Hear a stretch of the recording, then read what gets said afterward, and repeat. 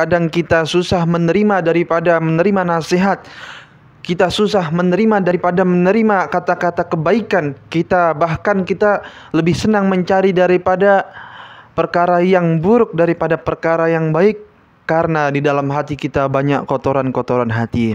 Bagaimana agar hati kita diliputi daripada cahaya daripada hidayah? Maka kita berdoa kepada Allah Subhanahu wa taala dengan doa yang mana diajarkan oleh baginda Nabi Muhammad sallallahu alaihi wasallam. Assalamualaikum warahmatullahi wabarakatuh.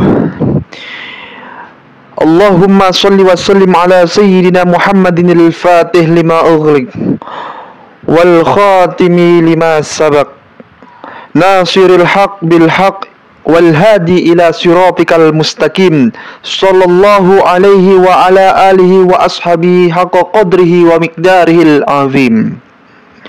Alhamdulillah, hadirin dimanapun berada yang selalu mengharap daripada keridhaan Allah Subhanahu wa ta'ala. Selalu kita bersyukur kepada Allah Subhanahu wa ta'ala setiap hari. Mengapa kita dianjurkan, ditekankan untuk bersyukur kepada Allah Subhanahu wa ta'ala setiap hari? Karena Allah Subhanahu wa ta'ala juga memberikan kepada kita nikmat setiap hari.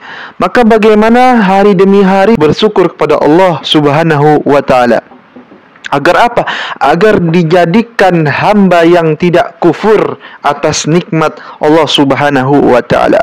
Maka dalam kesempatan hari ini, pada hari Jumat, Sayyidul Ayyam, daripada hari Jumat, maka ana akan membacakan daripada hadis baginda Nabi Muhammad sallallahu alaihi wasallam dalam kitab Mukhtarul Ahadits. Maka Rasulullah sallallahu alaihi wasallam menganjurkan kepada kita amalan apa yang paling bagus untuk kita perbanyak pada hari Jumat. Maka Nabi sallallahu alaihi wasallam bersabda, "Aktsiru minas salati alayya fi yaumil jumu'ati wa lailatil jumu'ati, faman fa'ala dzalika kunta lahu syahidan wa syafi'an yaumal qiyamah." Rahul Baihaqi an Anasin. Jadi hadirin yang dimuliakan Allah Subhanahu wa ta'ala, amalan yang paling bagus kita amalkan ketika hari Jumat adalah solawat. Baginda Nabi Muhammad SAW telah bersabda, "Perbanyaklah dari bacaan solawat kepadaku pada hari Jumat." Maka siapa saja yang memperbanyak solawat pada Nabi Muhammad SAW, maka siapa saja yang berbuat demikian itu, maka baginda Nabi Muhammad SAW akan menjadi saksi bahwasannya dia adalah orang yang beriman. Baginda Nabi Muhammad SAW akan mensyafaati dia, menolong dia pada hari kiamat.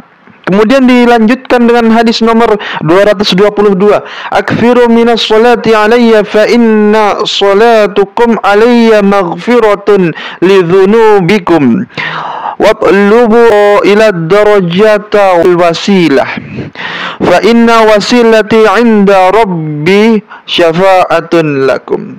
Dan beliau bersabda bahwasanya, perbanyaklah dari membaca sholawat ke atasku.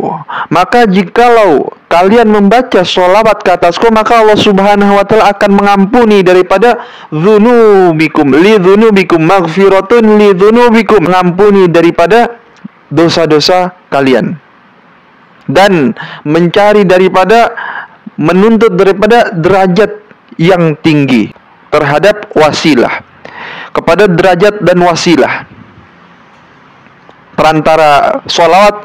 Maka Allah Subhanahu wa ta'ala akan mengampuni daripada dosa-dosa kita.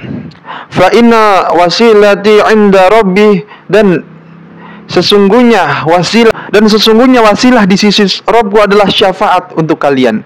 Jadi ketika kita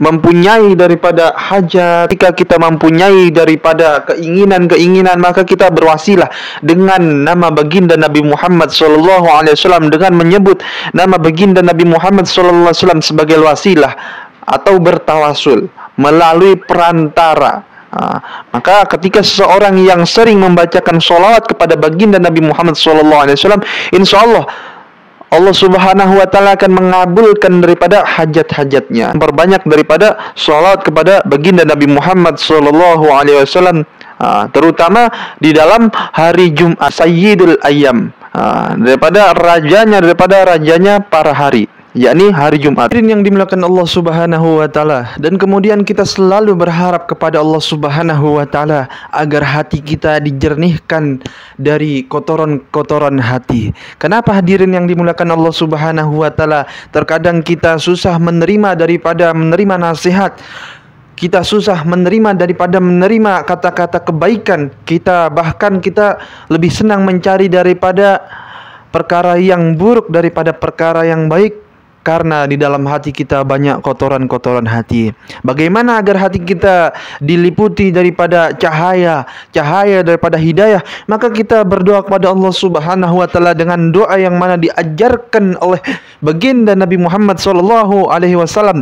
Allahumma ja'al fi qalbi nuran, ya Allah jadikanlah di dalam hatiku adalah cahaya, wa fi lisani nuran, dan di dalam lisanku cahaya, wa fi basari nuran, dan jadikanlah di pandanganku cahaya daripada cahaya hidayah, wa fi sam'i nuran, dan jadikanlah di dalam pendengaranku cahaya, yakni cahaya daripada cahaya hidayah, wa an yamini nuran, dan jadikanlah daripada sisi kananku cahaya, wa an yasari nuran, dan jadikanlah dari sisi kiriku nuran cahaya, wa min fauqi nuran, dan jadikanlah di atasku cahaya, wa min tahti nuran, dan jadikanlah di bawahku adalah cahaya, wa min amami nuran, dan jadikanlah di depanku yakni cahaya, wa min khalfi nuran, dan juga dijadikanlah di belakangku cahaya,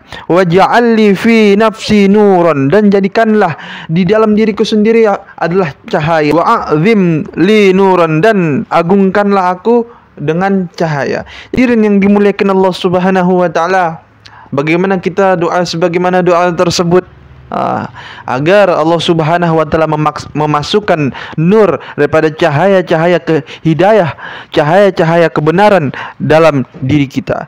Hadirin Allah Subhanahu wa Ta'ala, bagaimana kita mengharap selalu keridhaan Allah Subhanahu wa Ta'ala dimanapun kita berada, dengan siapapun kita berada, semata-mata kita mengharap daripada keridhaan Allah Subhanahu wa Ta'ala. Kemanapun kita berjalan, kemanapun kita melangkah, hakikatnya untuk menuju daripada perkampungan akhirat. Maka bagaimana hari demi hari memperbaiki daripada solat kita, memperbanyak daripada solawat kepada baginda Nabi Muhammad SAW di hari Jumat terutama, bahkan di hari-hari lain, agar baginda Nabi Muhammad SAW menjadi daripada syafaat kita kelak di yaumil qiyamah. Subhanakallahumma wa bihamdika asyhadu an la ilaha illa anta astaghfiruka wa atubu ilaik. Assalamualaikum warahmatullahi wabarakatuh.